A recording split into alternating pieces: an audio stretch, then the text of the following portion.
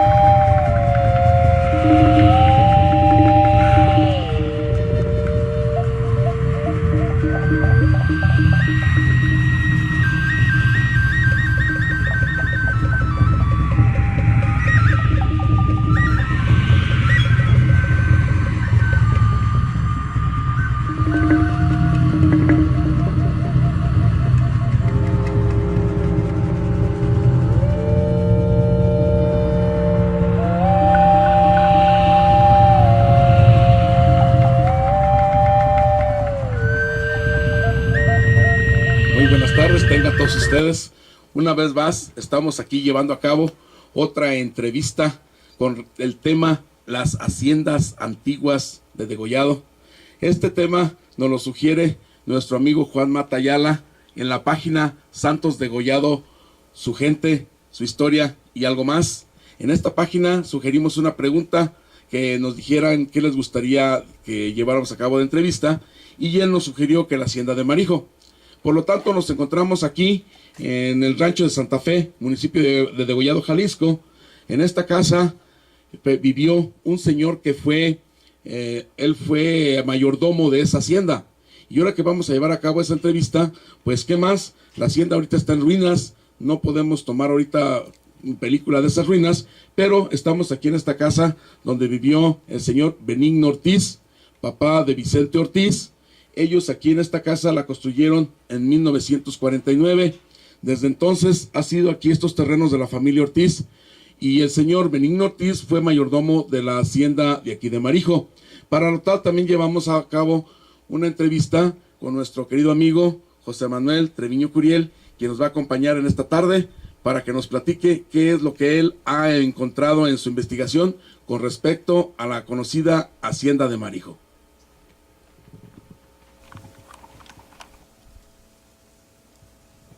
Pues bien, ya estamos aquí una vez más con nuestro amigo José Manuel Treviño Curiel, quien en esta bonita tarde nos va a narrar todo lo que él ha encontrado con respecto a la hacienda de Marijo. ¿Qué tal, José Manuel? Buenas tardes, ¿cómo estás? Profesor Héctor Ortiz, muy buenas tardes. Muy agradecido también por las compañías y los recorridos que usted me ha acompañado para conocer las antiguas tierras de mis ancestros. Para mí, cada ocasión que salgo en su compañía para conocer nuestro municipio, me ha dado un resultado enorme. Como sorprendido quedé con la hacienda Marijo, al cual le vamos a tocar el tema sobre las impresiones que capturé el día de la visita que me hizo el favor de acompañarme. Mira, en tu página, nuestro amigo Juan Mata Ayala nos sugiere ese tema, y a mí se me hizo muy interesante. Ya que también tocamos la hacienda de Huáscato, pues ¿por qué no tocar ahora la hacienda de Marijo? Fíjate que esa hacienda pues tiene una historia pues algo desconocida para todos nosotros, porque el nombre, sobre todo el Marijo, es algo que no hemos podido encontrar por qué se llama así. Y también su ubicación es una ubicación muy estratégica. Se encuentra en una pequeña meseta que tiene una visión que abarca casi todos estos terrenos de aquí, de Marijo, de Santa Fe, de Laurel, de todos estos pequeños municipios de aquí de Degollado. Entonces, ya que tú te decidiste a abordar este tema, sí me gustaría que nos contaras qué fue lo que tú encontraste con respecto a cómo se ubicó, por qué se hizo, desde cuándo está. Ahora, lo que tú me cuentas que tiene, se me hizo extraordinario, porque todas las haciendas que hemos visitado, su estructura es muy semejante, y esta hacienda no tiene una estructura como esas haciendas, y me quedé sorprendido con todo lo que me platicaste que encontraste. Adelante, quiero que nos platiques qué es lo que tú has encontrado con respecto a esta hacienda. Sí. Mire, recordará usted que en una ocasión por la tarde, ya casi noche, me hizo el favor de acompañarme el señor Efraín Ortiz, y dimos un pequeño recorrido ya con claros oscuros. No me favorecía mucho el sol para observar muy bien cómo es que estuvo construida esa hacienda. Me fui, sí, con un poco de fotografías para analizarlas y poder sentir un poquito más la impresión que pudiera obtener. Al día siguiente, usted me hizo el favor, muy temprano de mañana, relativamente, volver a visitar la hacienda de Marijo. Lo que le puedo comentar, que mi impresión, ya teniendo una mejor visión de luz, de que me ayudara para tener una visualización entera de lo que era la hacienda de Marijo, le comento que sí me quedé sorprendido en virtud de muchas características que aún cuando faltan muros, estoy seguro que esa impresión la hice como si fuera un fortín. Una guarnición. Una guarnición. Exactamente. Esa es la primera impresión que yo me llevé. Ya viste en los muros que tenían esas mirillas con las tejas y las mirillas que tenían hacia adentro amplio y hacia afuera reducido, donde entramos como una especie de un torreón, ¿verdad? Que vimos que era como un torreón, como una torre. Y pues yo me llevé unas sorpresas muy grandes. Mucho tiempo yo conocía esas ruinas de la hacienda, pero jamás me había puesto a pensar en el análisis que le ibas a hacer tú. Y al encontrarme con esos datos, con esas aportaciones que me diste, me quedé sorprendido en cuestión de que esa hacienda no tiene la estructura normal de las haciendas conocidas como la de los Sabinos, como la de Huáscato, como las demás haciendas. Sus arcos, su capilla, sus patios, sus trojas, y sin embargo estas estructuras están completamente diferentes a como las demás haciendas de aquí, de los alrededores. Me gustaría que nos platiques de la historia que tú encontraste de este latifundio y quién fue quien tú supones, porque no se ha comprobado completamente, pero que es lo más probable, quien fundó, quien construyó y levantó esta pues disque hacienda, porque no podríamos llamarle ya hacienda, aunque se le conoce pues como hacienda de Marijo. Adelante. Sí, bueno, las primeras impresiones que su servidor obtuvo fue que en los muros y antiguas paredes de esta hacienda carecían de ventana. Primera, no hay ventanas. No hay ventanas. Eso da que en aquellos años hay un cierto inseguridad, quizá por los nativos que todavía traían conflicto con el conquistador. Claro. Ahora bien, yo presiento, y en la investigación obtuve, que al quien le dan esta merced, que es don Juan de Villaseñor y Orozco, él construye 26 guarniciones e instancias. Ándale, también. ¿Sí? Y por la estructura que le veo, sí, no tiene lo de las haciendas más modernas, que en este caso sería la de Huáscato. La de Huáscato, claro. Si usted compara Huáscato, son ventanales muy grandes.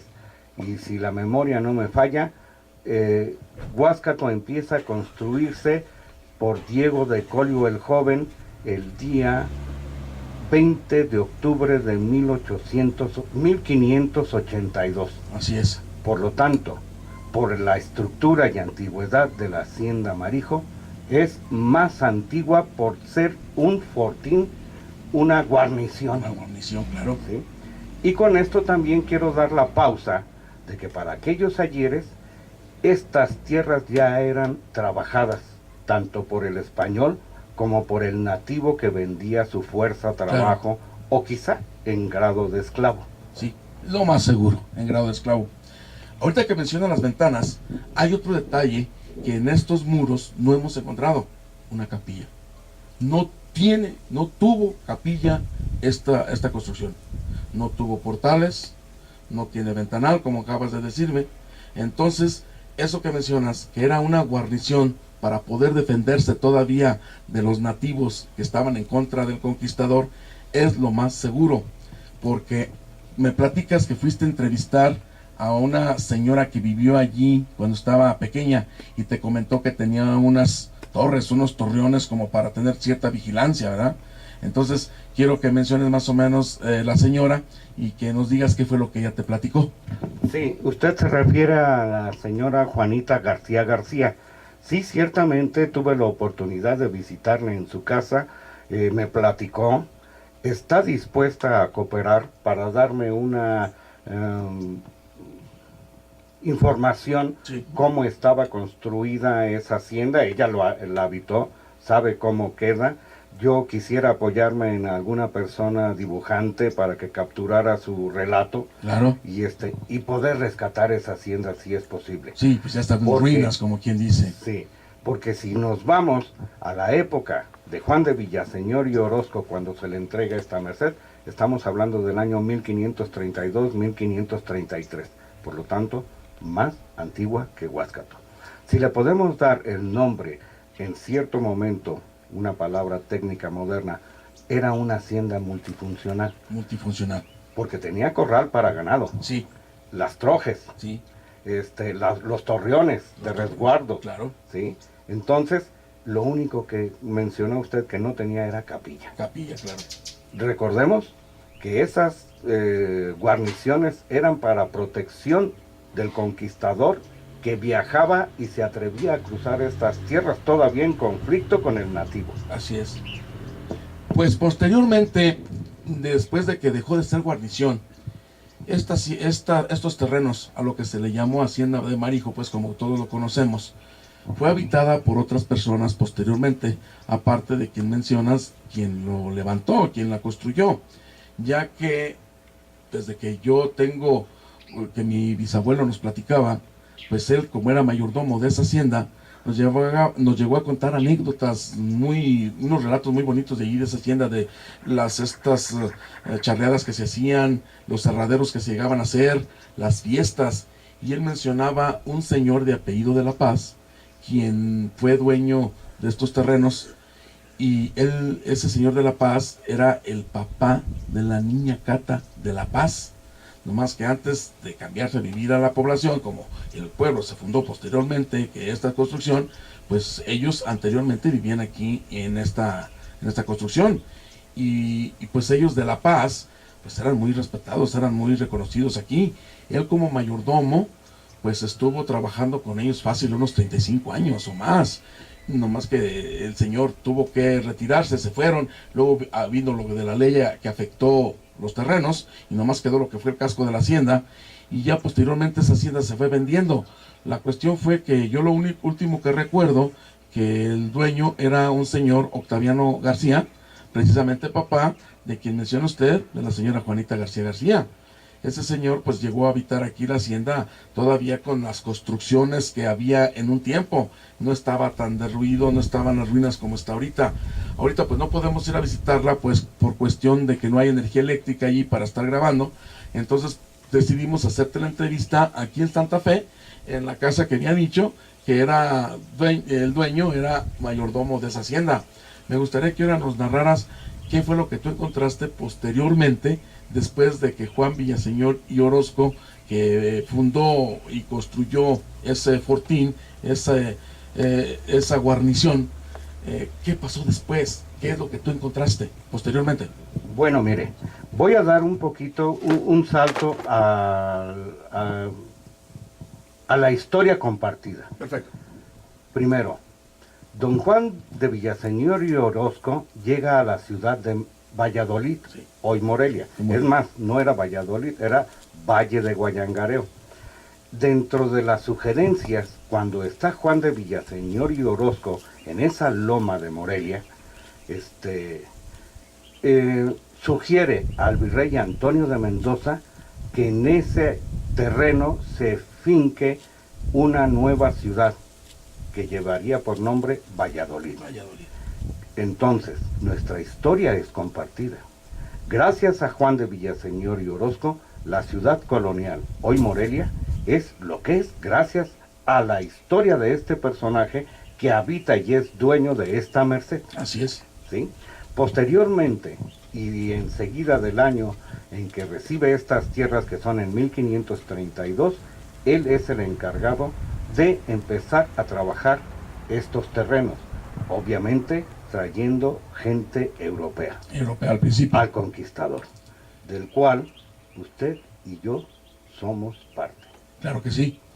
Pues me comentabas también que cerca de allá de Morelia te encontraste con otra guarnición que quizás tenga una construcción idéntica a esta guarnición de aquí, porque el ingeniero que traían, me supongo que eran unos planos para hacer las mismas construcciones, nomás en diferentes lugares.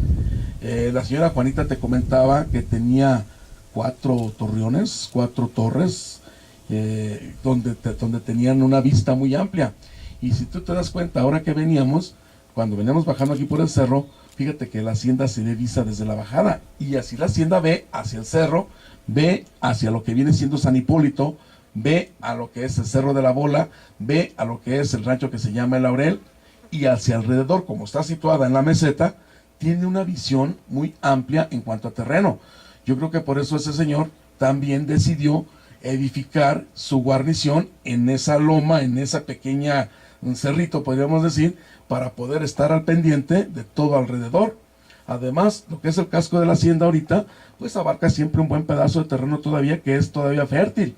E imagínate, en ese tiempo, ya cuando era hacienda, todos estos terrenos, ahí se recogía las cosechas, se recogían los granos, y ese señor, posteriormente, el señor de La Paz, pues él era el que empezó a trabajar, a construir otras trojas, otros trojes, porque los que había en un principio, pues no eran en sí trojes, eran simplemente para la guarnición, eran simplemente algunos cuartos grandecitos, pero no tan grandes para poder almacenar la cosecha que se tenía. Y las nuevas trojes que hay ya fueron construidas posteriormente. También el lienzo charro que hay, no es muy grande, pero todavía está el redondel, está ahí el lienzo charro, y todavía allí se hacían los cerraderos. Eso ya fue posteriormente, pero de todos modos estamos hablando 1800 y algo. Sí, ya, yo siento que cuando se venden estos terrenos para dar la fundación de Degollado, obviamente esto ya se trabajaba con muchos años y siglos Claro que atrás. sí, claro que sí. ¿Sí? Entonces, toda la gente que convergía en esta superficie era registrada en Ayotlán, Sí. por ser más antiguo que Degollado, Jalisco. También hay Arandas, el Arandas. más antiguo que Degollado, Jalisco. Jesús María. Jesús María. Todavía, prácticamente estamos hablando de que nuestro municipio aún es un bebé. En comparación con los comparación. municipios que están a nuestro alrededor. Yo siento que haciendo alguna investigación en la parroquia de Ayotlán, vamos a obtener una sorpresa. Claro que que la sí. palabra marijo ya aparece en los registros bautismales o de boda Sí. en la parroquia de Ayotlán. Ayotlán, exactamente, claro. Yo no sé en qué momento salió esa palabra, pero una cosa sí le digo. Lo que hoy es conocido como marijo es más antiguo que Huáscato, por ser un fortín. Por ser el fortín. Me comentas también que contemporáneo a este fortín, que se le llama Hacienda de Marijo, que no era hacienda, está una estancia también aquí en Degollado, porque dices que Juan de Villaseñor Orozco hizo sus guarniciones, más algunas estancias, que era donde la trayectoria que ellos hacían para ir a Guadalajara, tenían que estar pernoctando. Entonces, ¿cuál es esa estancia de la que tú hablas también, contemporánea a este fortín? Bueno, nuevamente todo ello es gracias a usted, a todo el empeño que causa el seguir una investigación histórica muy importante. A mí me deja asombrado su compañía, su manera de actuar para con un servidor, que es muy agradable tratar con usted. Muchas muy gracias. bien. La estancia más antigua en pie, cerca de Degollado, es conocida como la Puerta Colorada. Esa es la estancia que construyó Juan de Villaseñor y Orozco. ¿Por qué lo digo? Porque no era una guarnición. No. Le aseguro a usted Sí. que cuando veían al enemigo acercarse, corrían a refugiarse en la hacienda Marijo, Ándale. por lo alto de sus muros, Ajá. por ser un centro de defensa. De defensa, claro. Sí, pero sí, la Puerta Colorada y Marijo es lo más antiguo de nuestro municipio, años 1532. Dueño de esta merced, repito, Juan de Villaseñor y Orozco. Pues muy buenos datos. Es muy importante conocer, cosa que muchas veces uno no le da importancia, simplemente dice, la Puerta Colorada, sí, claro, la Puerta Colorada, pero si nos damos cuenta, esta construcción era una estancia por donde pasaban en aquel tiempo camino a Guadalajara y tenían que pernoctar de La Piedad. Aquí era su primer parada. Y es muy cierto también que ahí estas tierras se estaban cosechando. Cuando se fundó el municipio, esas 13 familias que ya estaban allí, ya trabajaban las tierras, ya había cosechas fértiles. Todos estos terrenos que tenemos aquí a nuestro alrededor se producía maíz, frijol, calabaza, chile, tomate. Todo eso era para guardarse y mandarse a Guanajuato, mandarse a Zacatecas, me comentas, ¿verdad? Para mantener a las personas que estaban trabajando en las minas. En las minas, incluyendo San Luis Potosí. Hasta San Luis Potosí, San Luis claro, Potosí, sí. Claro que sí. Pues no sé si encontraste otros datos con respecto al Señor de la Paz, que hayas encontrado tú, que fue el posterior, pues dueño ya más reciente, que se tienen datos antes de don Octaviano García, este Señor de la Paz, pues que vivía allí, después se cambió a vivir a la población. No sé si hayas encontrado tú algún bautizo, alguna boda, o qué hallaste tú con respecto al Marijo. Con respecto a Marijo y con el señor, y creo que es Ignacio de la Paz, están registrando a muy pocos años de la fundación de Degollado a una niña en bautizo. Y dice Don Ignacio de la Paz. Aquí se resalta el don por la importancia que ya tenía el hacendado, dueño de Marijo. ¿Cómo ves? Sí. Pues sí se menciona entonces que este Señor de la Paz era un señor blanco, estilo español. Mi papá estaba chico en ese tiempo, que todavía él lo llegó a conocer, pero ya cuando vivía en la casa del pueblo. Él me platicaba que cada domingo sacaba 2 costalitos de monedas y la gente se formaba al pie de una ventana donde él se ponía cada domingo, y lo que agarraba con la mano le ofrecía a la persona, luego del otro costalito a la persona en otra fila, y así sucesivamente hasta que se vaciaban los costalitos de monedas. Y domingo a domingo él hacía esas donaciones a las personas. Era muy aceptable aquí en Degollado. Lógico, estamos hablando pues todavía antes de que Chávez hiciera su masacre aquí en el pueblo, porque en ese tiempo pues ya el señor ya había fallecido, el señor Ignacio de la Paz, según mencionas tú. Entonces era el papá de la niña Catalina de la Paz. Ellos pues el señor era descendiente de españoles, a lo mejor hasta pariente de, quién sabe, hubiera sido de algo de Juan Villaseñor, o de su prole, que Juan Villaseñor y Orozco haya continuado.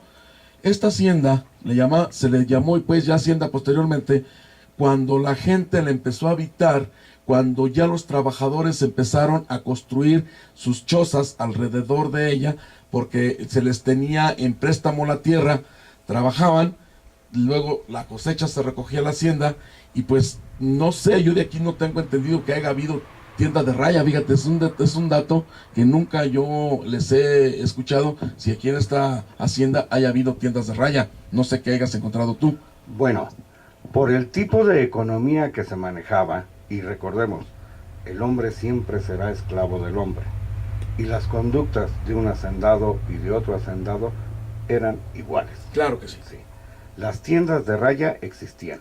Lo que en esta región de Degollado, Jalisco, no había era el tlaco, la famosa moneda acuñada por cada hacendado. No, tengo la impresión de que todos los hacendados utilizaban el circulante común.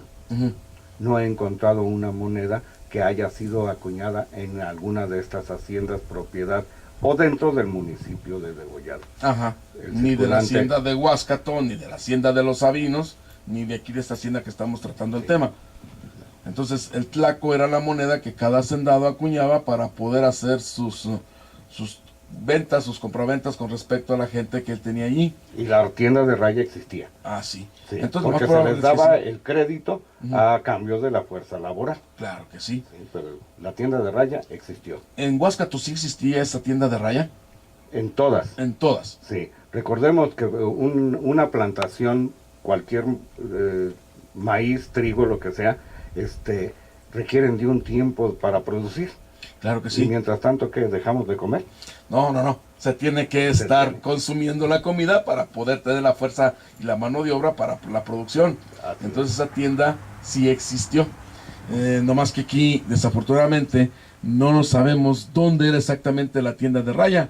Las ruinas de la hacienda, cuando la visitamos, pues pudimos identificar únicamente el patio central, no sin los arcos. Hay algunos muros.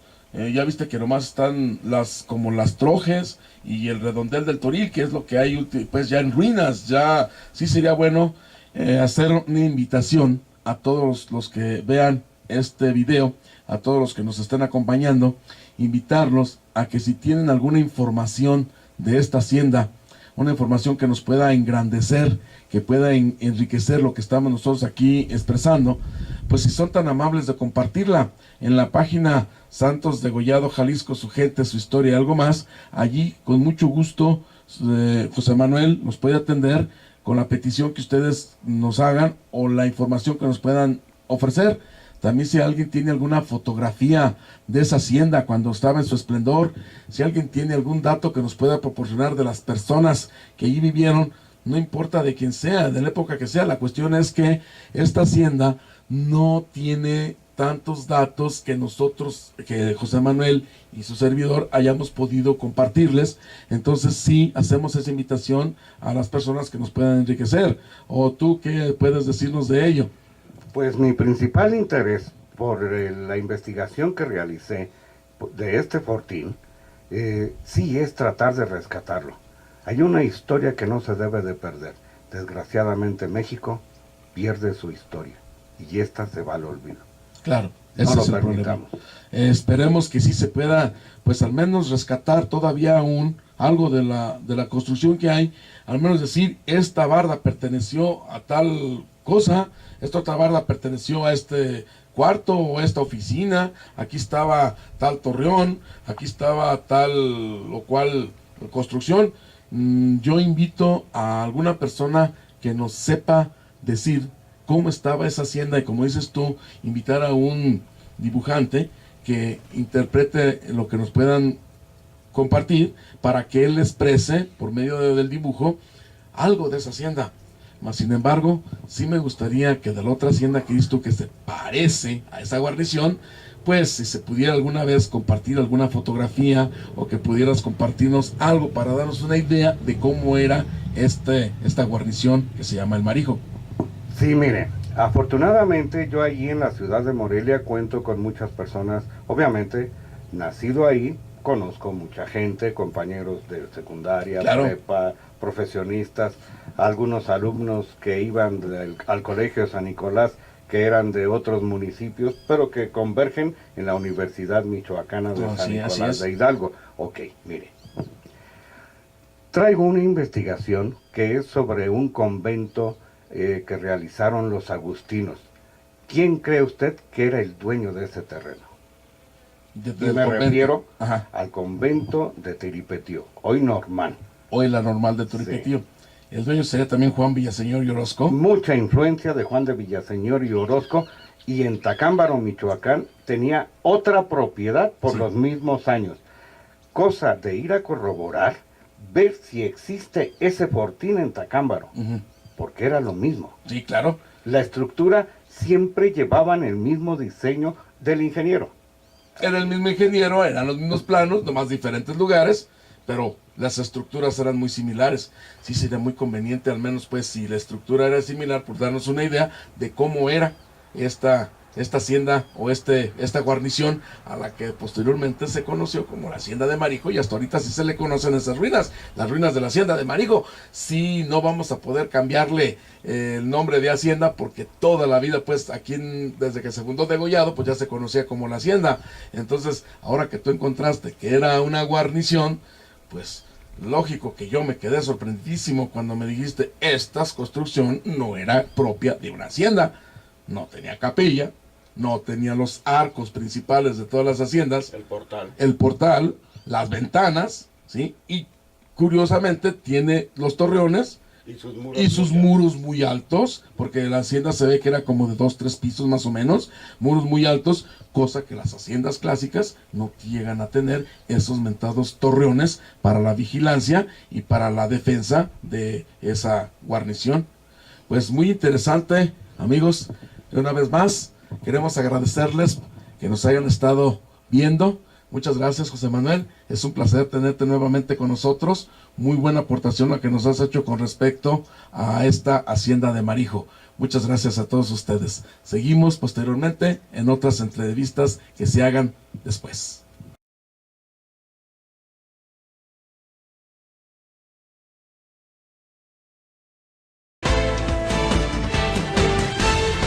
CD Televisión. Forjando ideas.